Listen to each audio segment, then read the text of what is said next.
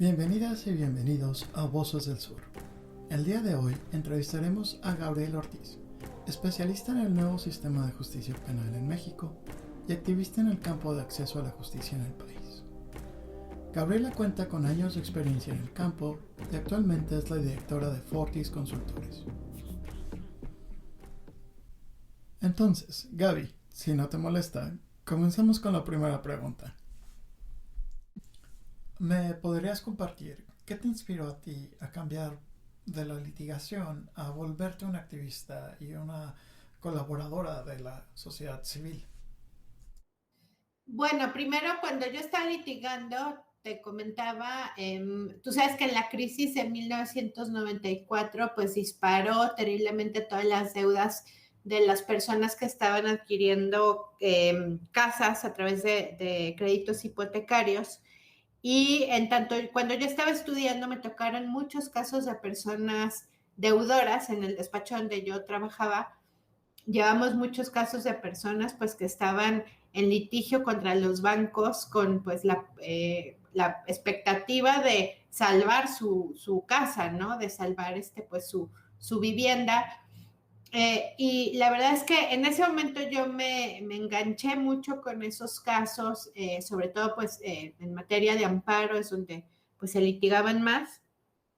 Y pues me hizo pensar como pues en el poder, digo, aunque suene un poco extraño, pero como en el poder del derecho, ¿no? Decir, bueno, puedes a través de la abogacía hacer cosas buenas por las personas, porque en contraposición yo trabajaba con el jurídico de Cemex, ¿no? Esta inmensa empresa e industria pues de cemento, y yo estaba del lado de la industria ahí o de la empresa, entonces un tiempo también ejecuté muchos embargos, entonces como que viví las dos caras de la moneda, como ser la mala del cuento o la abogada mala y la abogada buena, por decirlo de alguna manera.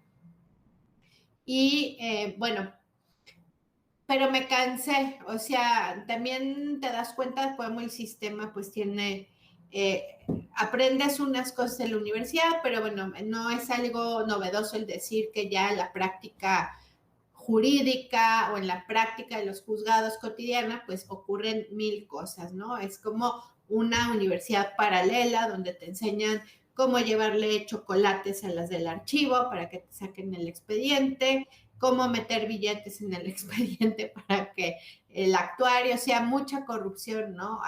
Al respecto. Y bueno, la corrupción del mundo litigio, del mundo jurídico, pues en distintos niveles, con distintos grados de sofisticación y pues muy, muy diversa. Me cansé como de este contexto y tuve la oportunidad de, a través de la Academia Jalisciense de Derechos Humanos y de la Universidad de Guadalajara, pues hacer mi servicio social en Palenque, Chiapas, en un proyecto que se llamaba Abogados Descalzos, que particularmente era, bueno, con la parroquia de Palenque y con Abogados Sin Fronteras de Navarra, España, en donde se brindaba asesoría jurídica y sensibilización en temas jurídicos y también de derechos humanos a comunidades indígenas y campesinas. Este proyecto nació en el contexto del levantamiento zapatista, pero empezó mucho tiempo después, te estoy hablando del año 2001, y pues me fui en un mes a participar de este programa para pues liberar mi servicio social y titularme y todas esas cosas que tenemos que hacer como cuando somos estudiantes. Y en algún momento la gente de ahí de las comunidades y quienes estaban trabajando en este comité, que era un comité de derechos humanos al final de cuentas, donde participaban las comunidades eclesiales de base, muy vinculadas pues al movimiento zapatista también, me invitaron a que si me quería quedar 4 meses más para ayudarlos a organizar y estructurar el Comité de Derechos Humanos. Oye, entonces, ¿estuviste en las caracolas por pura curiosidad? ¿Fuiste Sí, parte del...? sí, pero no, así como el sticker. Ahora te cuento si quieres ese tema. Entonces, Sí.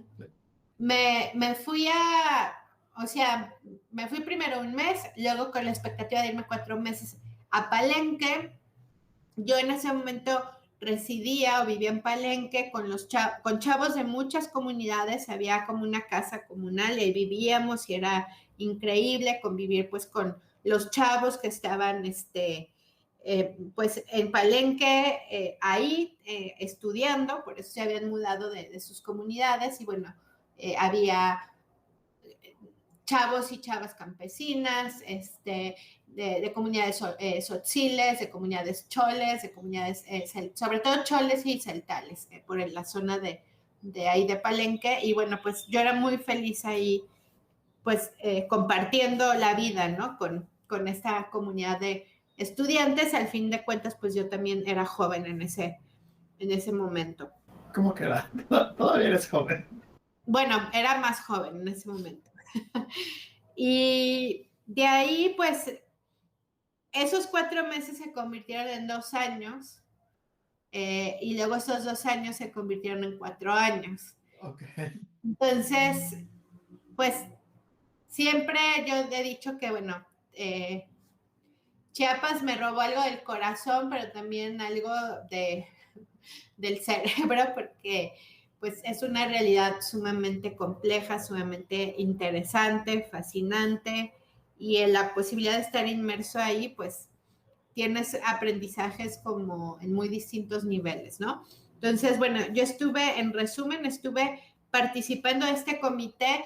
También era un trabajo que tenía sus momentos de mucho relajo, de mucho desmadre, para no idealizar mucho o que no esté transmitiendo una imagen no real de ese tema, pero de ese momento, pues, yo recibí estudiantes del ITESO, que es, bueno, la Universidad Jesuita de Guadalajara, y de la Universidad de Guadalajara, porque yo coordinaba también ahí los esfuerzos de servicio social de los chavos de Guadalajara, que así como yo fui, ellos iban después, y pues era mucho relajo, o sea, era también, pues imagínate, en mi caso que yo tenía, no sé, 21 años, 22, no sé qué edad tenía, y recibía estudiantes, pues de mi misma edad prácticamente, de estas universidades, pues también, pues había oportunidad, pues, de turistear, de hacer fiesta y todas esas cosas que claro, que uno hace cuando es muy joven.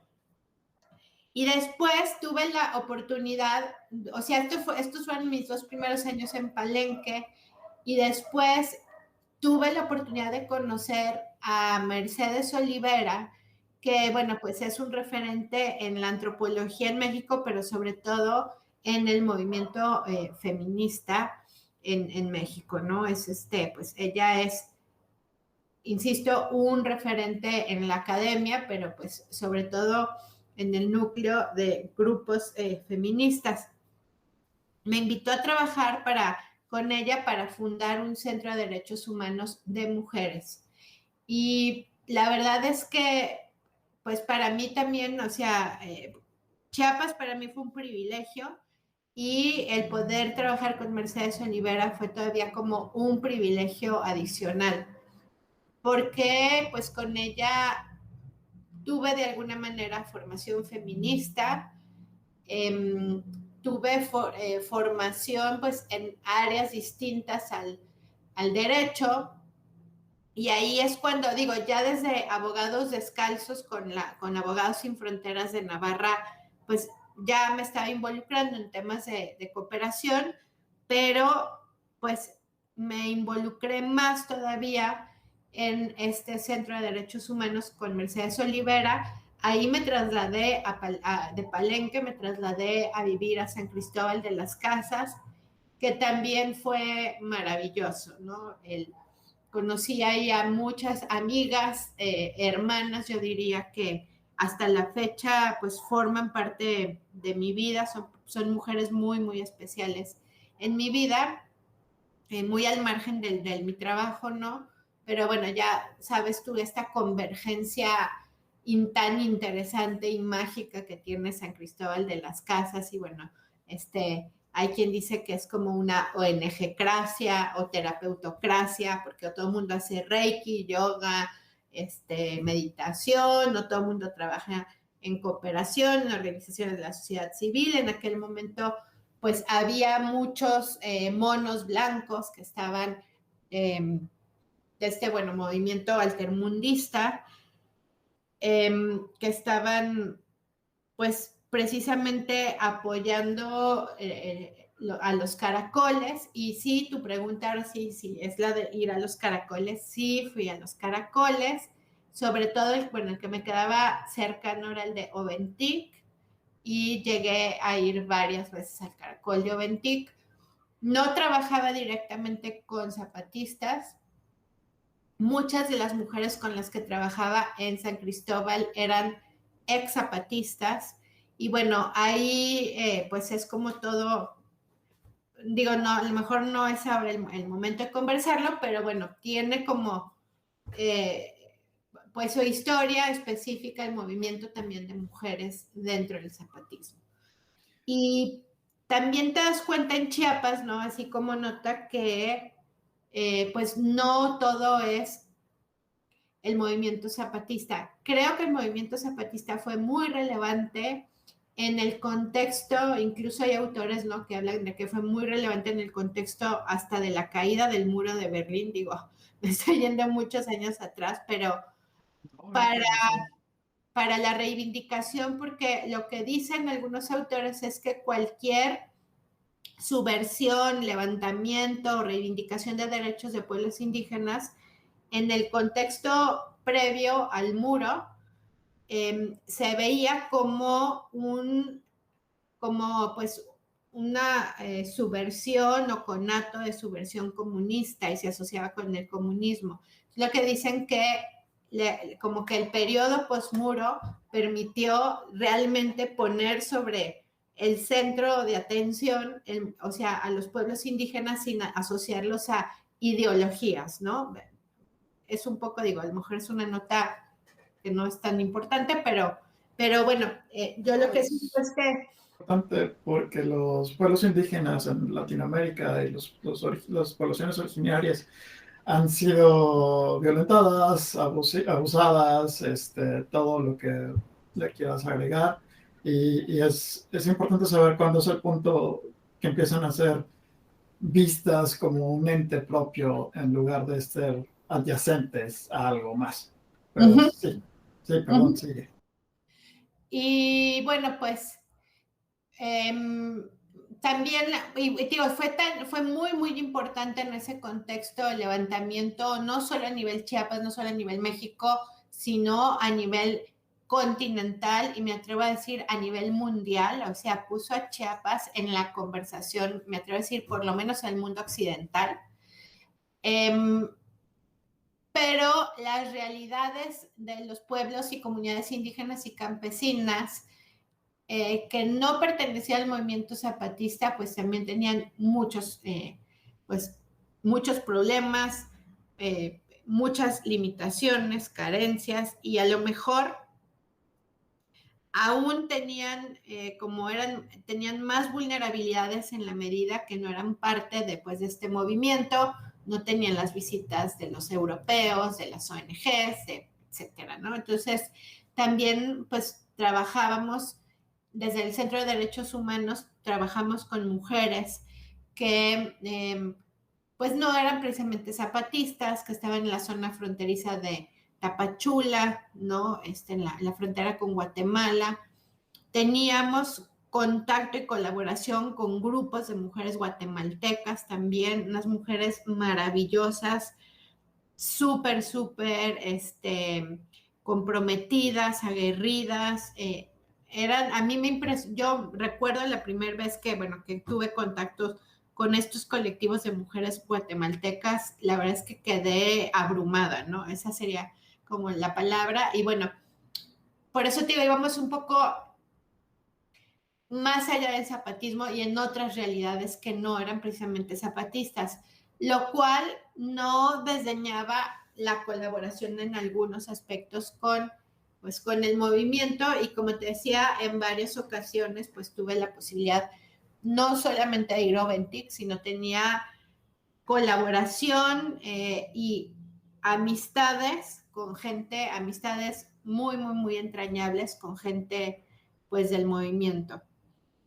Y pues por ciertas circunstancias de la vida, yo en el año 2005, finales del 2005, decidí regresar a Guadalajara, a mi ciudad, de donde soy originaria, y pues casi salí junto con la otra campaña de Chiapas, ¿no?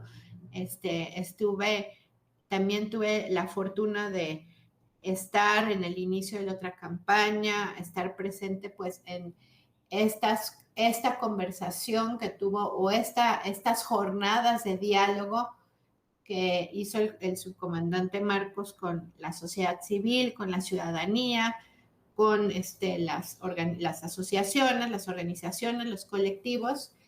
Y pues esa fue como ya mi última, pues, o sea, no mi última actividad, sino lo último que pues presencié particularmente en Chiapas, y posteriormente pues regresé a Guadalajara, en pocas palabras, porque sentía que tenía también como algunas asignaturas pendientes con mi carrera, y la necesidad de reconciliarme más con algunos temas de la abogacía, ¿no? Ahí es como cuando te podría decir, como para no echar tanto rollo, como decimos, como que tenía un pie en el movimiento social, en las ONGs, pero también tenía otro pie en el litigio. Entonces, estaba como, pues un poco, como en estos dos mundos, no tenía como tan claro que, y en eso, a través de una amiga, esta amiga que quiero muchísimo, que se llama Katia, que fue compañera mía en la universidad, ella fue la que me invitó en un primer momento a Chiapas, a este programa cuando fui a Palenque por primera vez. Y ella fue la que me invitó al tema de la reforma procesal. Le digo que si alguien le digo que ella ha tomado más decisiones por mi vida que yo misma, ¿no? Se lo digo como de broma, porque pues te estoy hablando esto de finales del año 2005, y bueno, hoy que estamos 2021, pandemia, yo sigo en el mismo tema, ¿no? En el tema de la reforma. Yeah.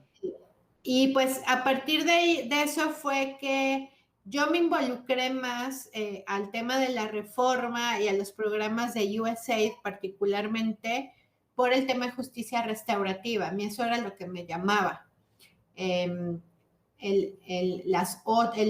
Los paradigmas o el paradigma distinto a la administración de justicia, el pensar, pues sí, la justicia de una manera distinta y complementaria. Y bueno, pues como muy rápido, para que los que nos vayan a oír entiendan qué es este tipo de justicia, porque no... la justicia, sí. Ajá. Sí, puedes explicar.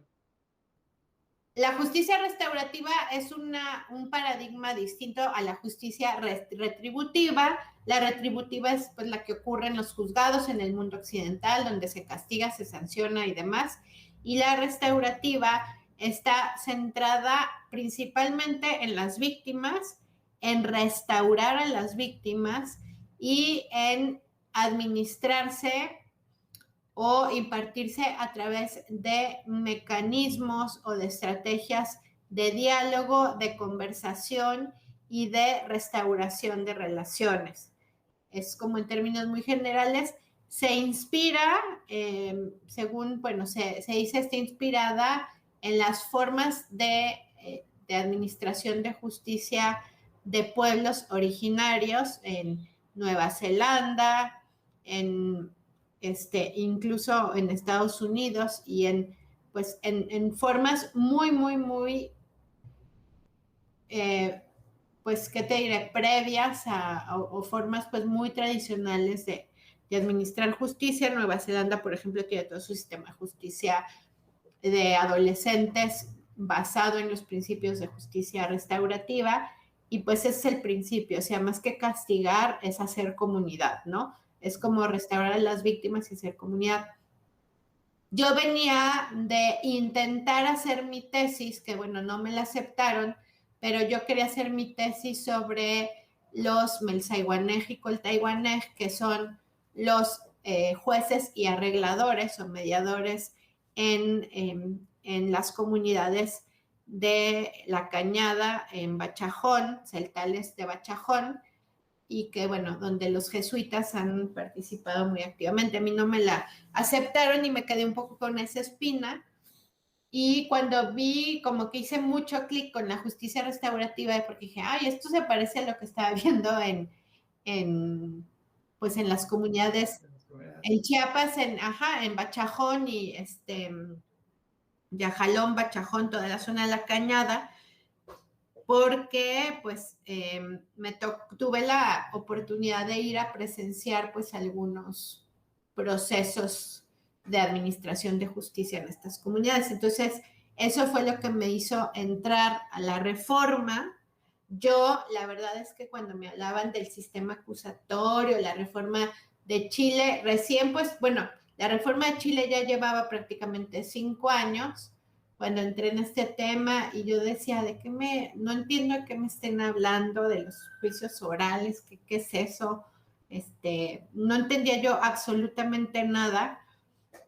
Sin querer entré a un curso de litigación en juicio justo en, no sé, finales de 2005 y era un caso, los profesores en ese entonces ahora son grandes amigos míos, también grandes abogados litigantes, penalistas, pero estaban en la capacitación, el curso de litigio oral, era un caso de un cuadro, de un robo de una pieza de arte o algo así, y la verdad es que me pareció como súper divertido, empecé a participar como loca, me súper enganché, me pareció como,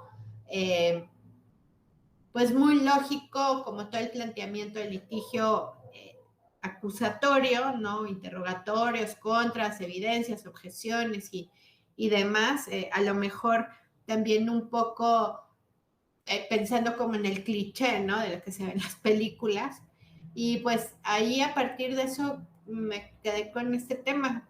Y es un tema en el que he trabajado pues desde entonces, me he involucrado desde entonces en distintos ámbitos, en distintos lugares, e incluso pues los 3 años que viví en Argentina tuve la posibilidad de trabajar en estos temas de la reforma y de conocer la implementación de un proceso pues por jurado en Argentina y bueno, también tuve la posibilidad de hacer un LLM en Estados Unidos en Derecho y Litigación, entonces pues ahora sí que del cono norte a cono sur, pues he tenido la oportunidad de aprender mucho de los procesos de justicia penal y pues también de participar en la conformación. Es una construcción, creo que es una construcción viva, es una construcción constante, la del sistema de justicia,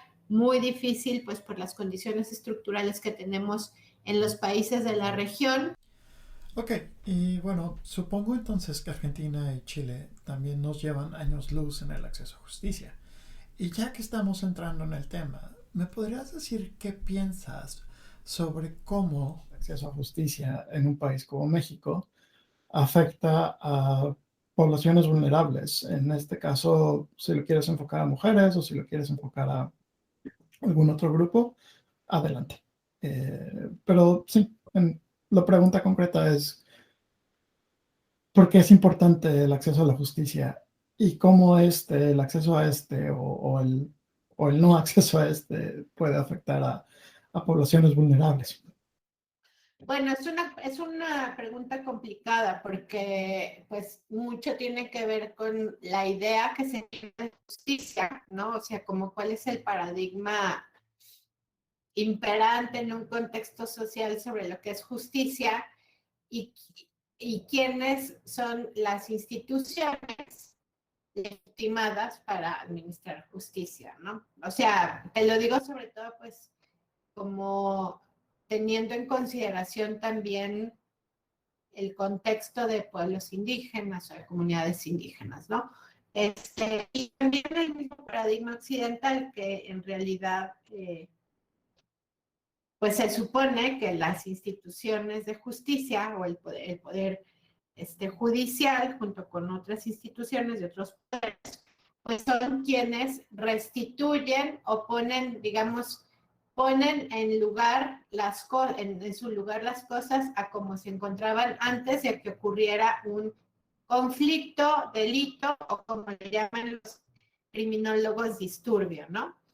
Entonces, el acceder a la justicia, pues involucra justamente, si lo viéramos desde el punto de vista de las víctimas, pues a que te restituyan o que el Estado te provea una situación en la cual tú te encuentres en la situación que estabas antes o más apegado a ello, ¿no? Y de ahí ya se habla de reparación integral del daño, etcétera, etcétera, ¿no? Y digo todo esto porque, pues esa es como la pregunta, o sea, ¿qué significa entonces el acceso a la justicia? Pues a esto, a que el Estado intervenga a través de las instituciones y te restaure o te restituya como víctima y a la persona imputada o a una persona o a la persona demandada, ¿no? Se le haga cumplir con las obligaciones o condiciones con relación al daño o al bien jurídico que perjudicó. Digo, no sé si estoy siendo clara, pero a veces son preguntas como bastante filosóficas, sí, o que tienen muchas explicaciones. Entonces, en el tema de los pueblos indígenas puntualmente, ¿cómo tú puedes hablar de acceso a la justicia donde hay comunidades que se encuentran a 10 horas de una cabecera municipal o de un pueblo donde hay un agente del Ministerio Público?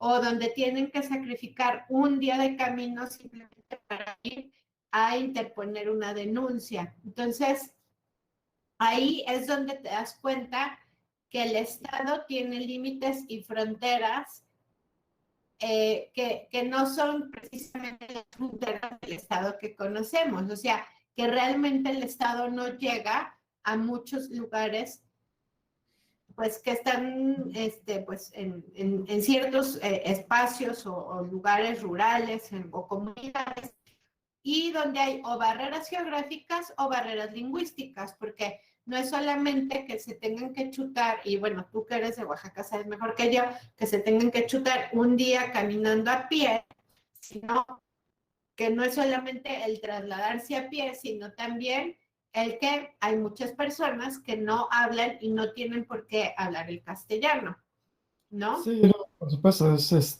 un mundo de diferencia cuando vives en una ciudad capital, cuando vives en una ciudad con acceso a transporte público, que si no vives ahí.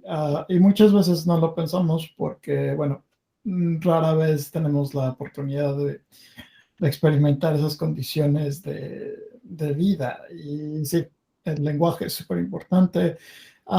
Pero déjame replantear la pregunta, porque, bueno, como bien lo dices, es una pregunta muy abierta, muy filosófica.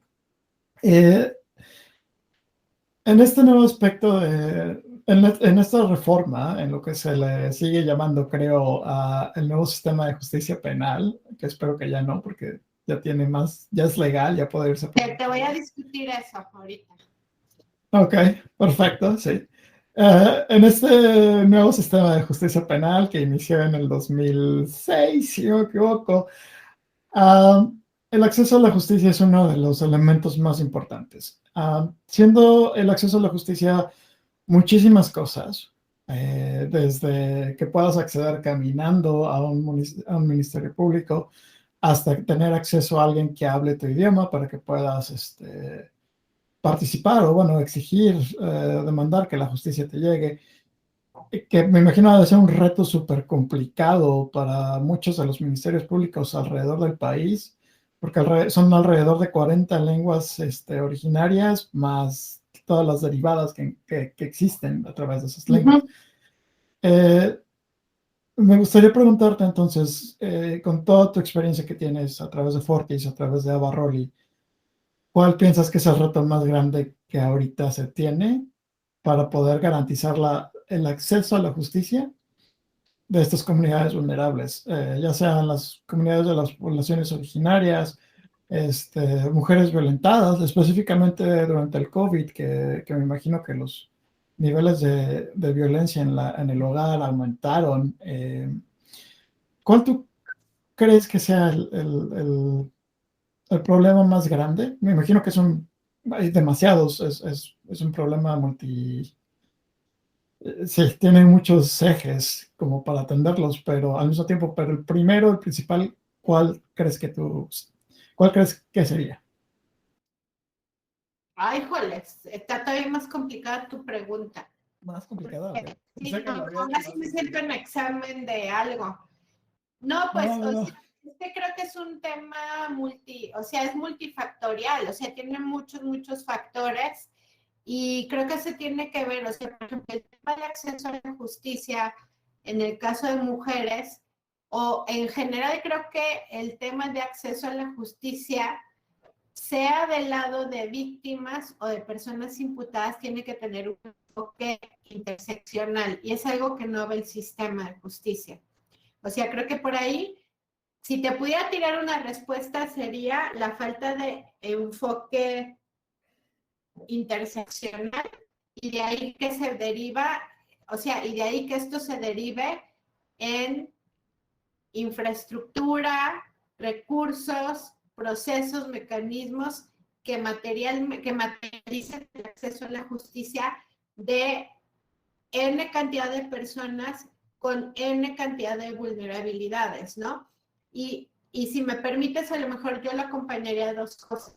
Uno, este enfoque y que está acompañado como el enfoque interseccional de la administración de justicia y que la justicia es totalmente clasista. Ese creo que es un gran problema en y en muchos países. Es algo muy son estructuras e instituciones muy, muy coloniales y que siguen, digo, tú les has de entender mucho mejor que yo este tema, pero que si continúan reproduciendo procesos y formas de ser muy coloniales y a lo que se le llama la selectividad del poder punitivo, o sea, es decir, el, el sistema de justicia en los casos que le interesa agarrar.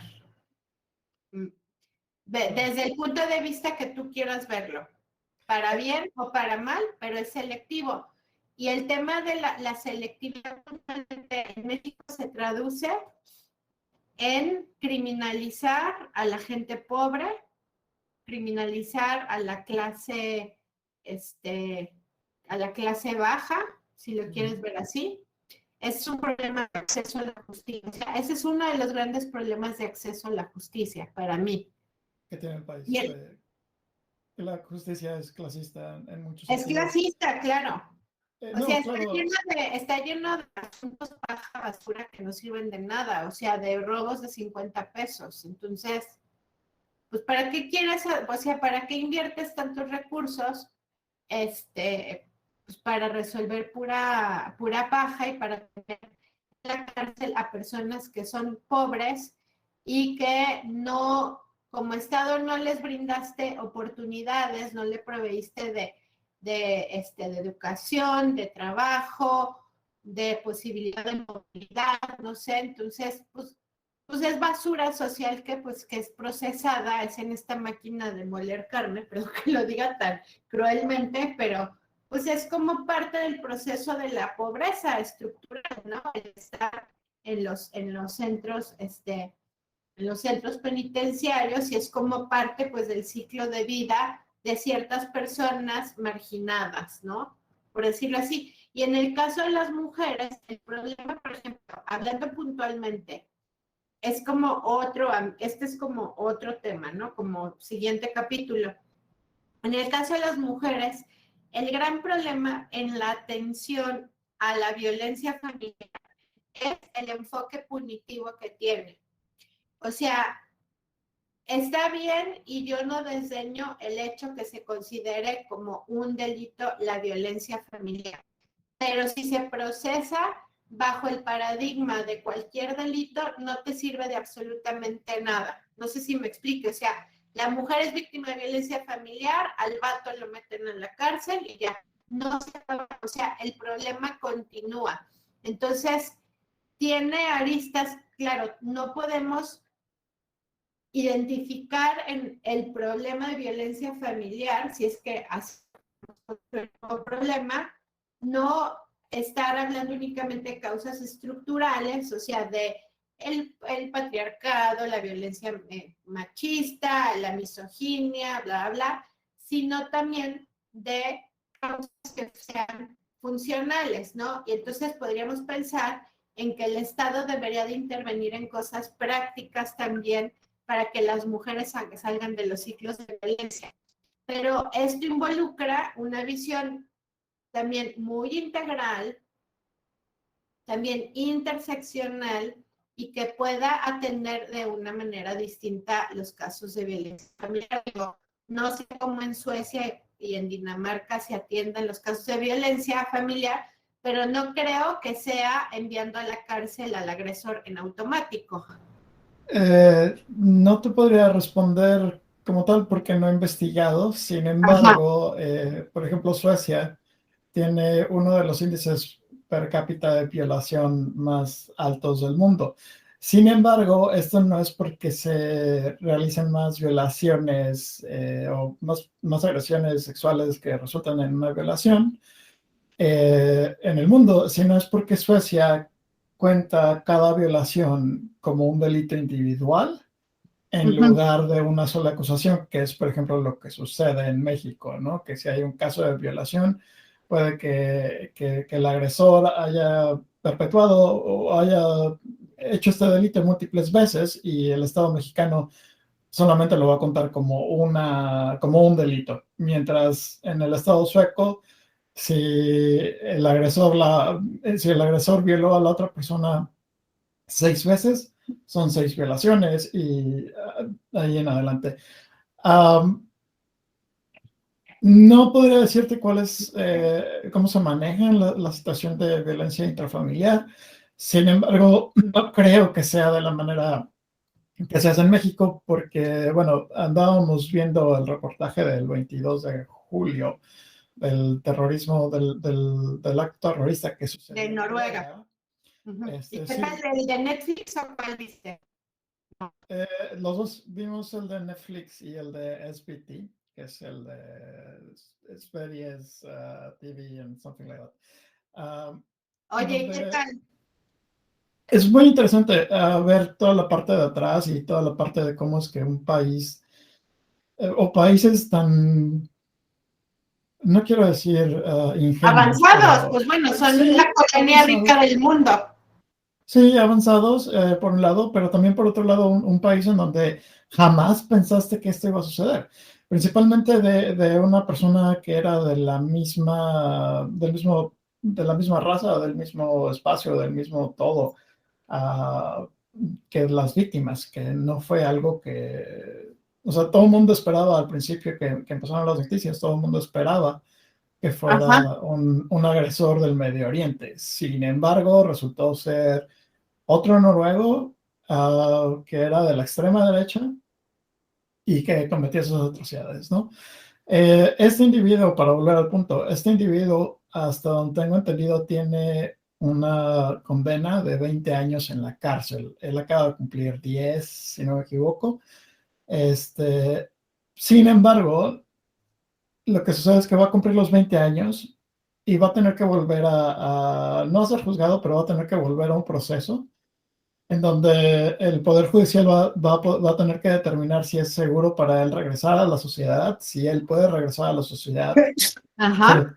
Si él puede regresar a la sociedad, si ha cambiado para regresar a la sociedad o si no. Y en ese caso supongo que ya veremos en 20 años qué sucede, digo en 10 años qué sucede. Sin embargo, si este individuo tiene una pena de 20 años, dudo mucho que ninguno de los estados nórdicos ponga una pena más grande a un... ¿Cuál es la pena máxima? Como 20, ¿no? Años. Creo que es de 20 a 23 años dependiendo del país, pero es más o menos, es un promedio de 20. Sí, Noruega es 20, Suecia creo que es 23 y creo que Dinamarca también es 21, 20-21. Pero sí, no, como mencionas, son problemas muy grandes, sin embargo, es algo que llama mucho la atención y que, bueno, andábamos, porque esta semana andábamos abordando, o estamos abordando el tema de las desapariciones forzadas en Latinoamérica, los desaparecidos, los famosos desaparecidos. Y es muy interesante ver cómo es que el tema ha ido evolucionando y cómo es que a pesar de que la mayoría de los países en Latinoamérica ya no tienen dictaduras, al menos de frente, al menos declaradas abiertamente, Ajá. todavía tenemos este problema de que el acceso a la justicia es relativamente bajo, al menos la percepción que se tiene de la población hacia las instituciones públicas, específicamente en el caso de refugiados y de migrantes en México, en donde los últimos datos que se obtuvieron, creo que esto fue 2018, es que hay más de 2,000 refugiados que desaparecieron en México. Nadie sabe qué pasó con ellos, nadie sabe dónde están. En México. En México. En su camino. No, pues bueno, justo yo me eché ahora el fin de semana la serie de Somos. ¿Ya la viste? No. Vela. Okay. Es de la masacre de Allende en Coahuila en 2011, que no se sabe ni siquiera cuántas víctimas, o sea, casi extermina el narco el pueblo. Allende está muy cerca, no sé si lo ubicas, está muy cerca de la frontera con Eagle Pass en Coahuila. O sea, está como Eagle Pass en la ciudad de Texas, está Piedras Negras y está Allende. Casi desaparece, casi exterminó en el pueblo el narco, porque ahí estaba el Z40, de hecho. En pleno como apogeo de los Zetas, y mataron hombres, mujeres, niños, un sinfín de personas, pero ni siquiera se sabe. A muchas las calcinaron en barriles, y muchas personas, pues migrantes, como dices, pues de Centroamérica, o que estaban prostituyendo, etcétera, etcétera. Pero vela, si tienes oportunidad, vale. Sí, Es un hecho que es una masacre que no tuvo como tanto foco mediático como otras. De hecho, yo no sabía que había sucedido hasta ahorita que me comentaste. Sí, en 2011, y o sea, imagínate que pudo haber de 42 a 300 o quién sabe cuántas víctimas. Digo, sí. Y por ejemplo, ese es el otro punto, ¿no? Que tienes este tipo de eventos tan gigantescos, 42 a 300 a toda la población y las poblaciones adyacentes, y el Estado, pues, o no hace nada, o hace muy poco, o en algunos casos tal vez incluso esté coludido con las acciones que sucedieron ahí.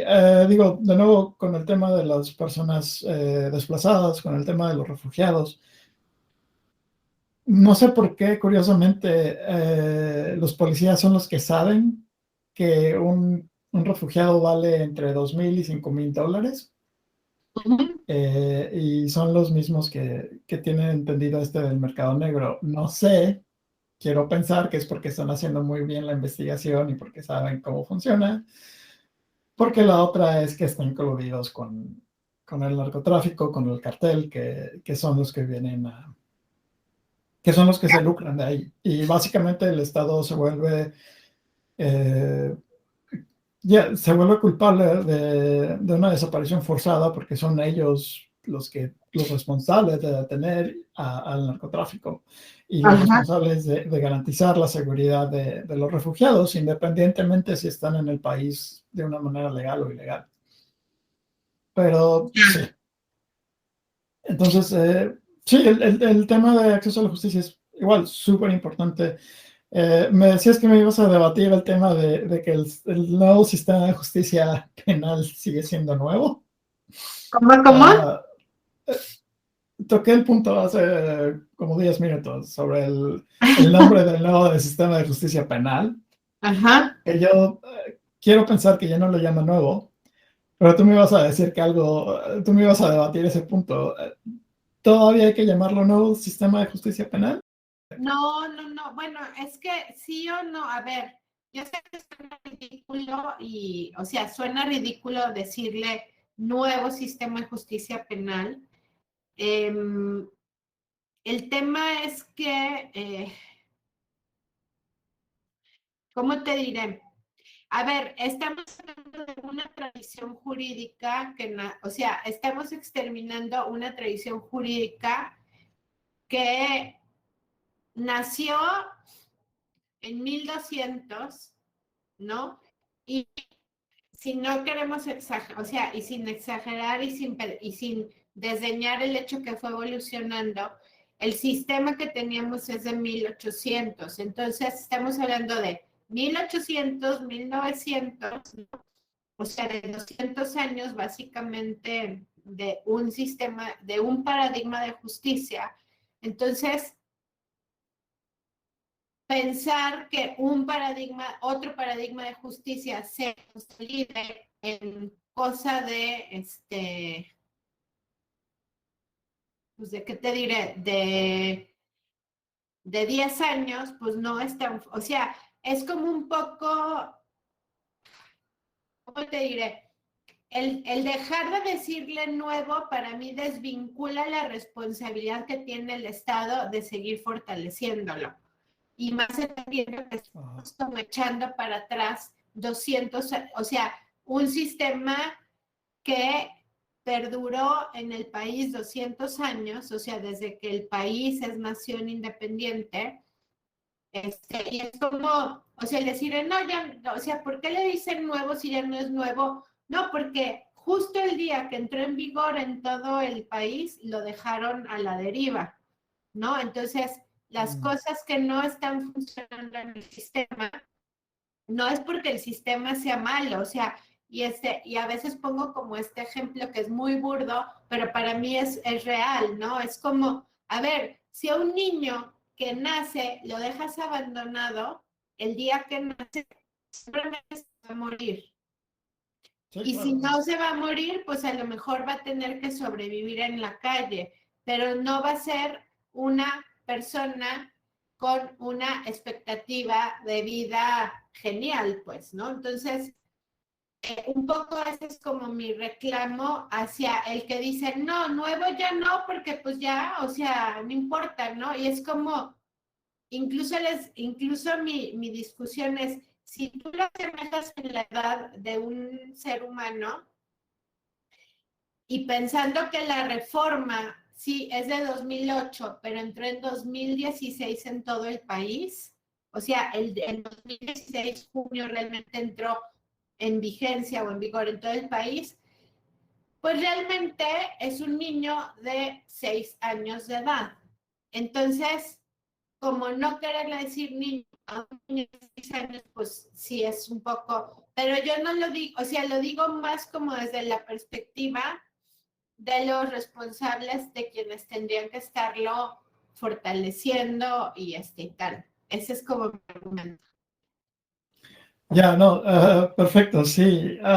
Definitivamente el gobierno mexicano se ha hecho guaje al momento de terminar el trabajo. Y por lo poco que he podido, o que me llegan las noticias en específico de este tema, sí me he dado cuenta que el gobierno mexicano, como bien dices, el sistema de justicia se hizo obligatorio en todo el país y muchos de los apoyos se terminaron, muchas de las promociones se terminaron y simplemente se pensó que el sistema iba a crecer solito sin necesidad de nadie para fortalecerlo, para adaptarlo, para volverlo funcional dependiendo de las situaciones que que tenga que enfrentar, que vuelve al tema del inicio de la conversación, ¿no? El acceso a la justicia es algo muy importante que tiene que tener diferentes variantes, entre ellas que el sistema pueda en verdad ser ejecutado en las condiciones que tú que lo quieres aplicar. Bueno, ya para terminar la entrevista, como última pregunta, me encantaría oír tu reflexión sobre el paradigma de justicia en el país. ¿Qué piensas que sucede en México? O sea, creo que mi única reflexión sobre México, o sea, creo que yo cada vez creo que entiendo menos lo que ocurre en este país, o sea, me cuesta mucho trabajo entenderlo como en materia de seguridad, en materia de violencia, en materia de combate a la violencia, las distintas dimensiones en lo que esto ocurre, porque como que todo lo queremos como meter en una misma caja y al final de cuentas son o sea, al final de cuentas ¿cómo te diré? Son distintas dimensiones en las que ocurren los conflictos, o sea, no podemos pensar que es lo mismo un conflicto que surge entre vecinos, un conflicto que ocurre en la calle, entre personas que habitan una misma colonia, un mismo barrio, y no es lo mismo tampoco que, por ejemplo, pues algo que es más gravoso, ¿no? Algún delito que ocurre en la sociedad, o sea, en un contexto social, estoy hablando de robos, esto, a lo que ya involucra, pues, la dichosa, no en estos términos, pero sí lo conocemos de la guerra contra el narco. Entonces, me preocupa mucho que estemos sacrificando derechos de la ciudadanía, como decir, los derechos de este vecino que se pelea con el otro vecino o que tiene un conflicto, o los derechos de las personas que cometen hechos de tránsito, sea en calidad de víctima o de la persona culpable o persona imputada. No sé si me explique, como en aras de que todo lo que ocurre acá en México es la violencia vinculada a la guerra contra el narco o a la delincuencia organizada. Y lo peor es que estamos como dándole un tratamiento como a situación de guerra, o el paradigma de justicia a este país es como de una situación de guerra. No sé si me explique. Entonces, ¿Podrías, el paradigma de justicia en México es como una situación? pues es que cada vez estamos sacrificando más derechos de la ciudadanía. O sea, por ejemplo, recién ayer, López Obrador anunció que más dinero para la Guardia Nacional. La Guardia Nacional se hará cargo de de las tareas de seguridad pública perteneciendo a la Marina y a la Secretaría de Defensa Nacional, o sea, están militarizando el país. Y el tema es que ahora, o sea, estamos en un punto ahora que si, por ejemplo, yo voy a tener o sea, me roban o algo, o alguien mete un robo, va a ser detenido por un guardia nacional. ¿Y esto qué es? Es un militar. Entonces, por eso estoy hablando de cómo se están sacrificando, o sea, cómo veo cada vez que se reducen más los derechos de la ciudadanía y no hay alternativas reales. Okay, so, no, sí. Para gestionar cómo todo lo vinculado a la delincuencia organizada y a la guerra contra el narco, al otro, a esta justicia, a la que le llaman pues la justicia cotidiana, ¿no? La de la conflictividad propia de cualquier contexto social. Quiero ver si yo lo entendí. Debido a la militarización que está sucediendo en México, que al final del día la Guardia Nacional, como dices, es un cuerpo más militar que policíaco, se ha visto una pérdida de los derechos civiles, no sé si políticos, pero al menos civiles de los ciudadanos en México. Eso es lo que estás comentando. que Ese no solo es el punto de la idea. militarización, o sea, las reformas que hay, las pequeñas reformas que hay relacionadas al sistema de justicia penal, siempre van a ser vinculadas a, o más bien vinculadas, van a reducir derechos, ¿no? La prisión preventiva, hacer penas más altas, o sea, todo es al final de cuentas un discurso que va coartando o va reduciendo la esfera de derechos de la ciudadanía en aras de simular que se está combatiendo la violencia o la inseguridad y que se está administrando justicia. Y al final de cuentas, el único resultado pues es reducir derechos y tener un Estado pues menos democrático y más autoritario, ¿no? Es como en términos generales. Y eso desde luego pues perjudica el acceso a la justicia. Sí, perfecto.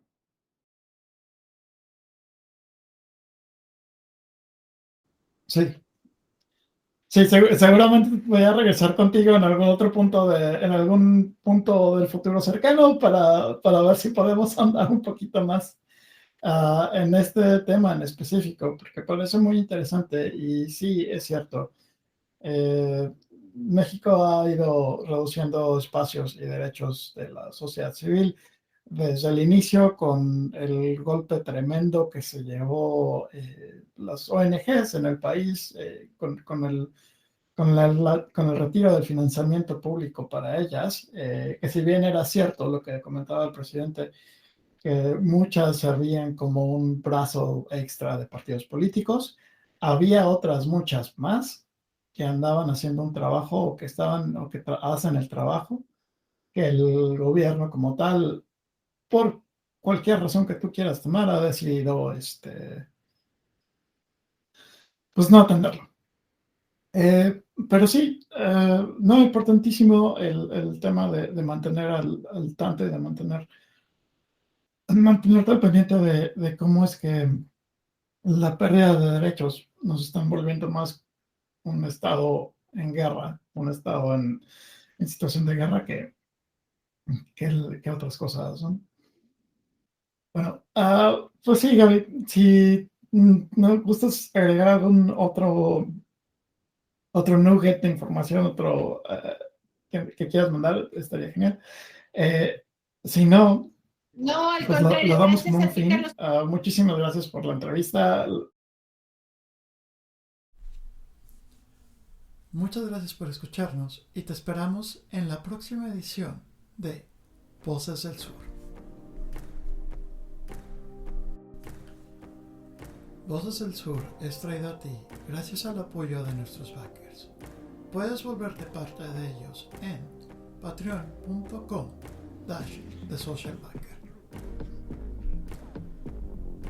Queremos agradecer a nuestros patrones: Sergio Ranero, Conrad Mispetler, Patricia Elena Ojeda, Benk Anderson, Alma Gloria, Laura Nigenda y Lois England.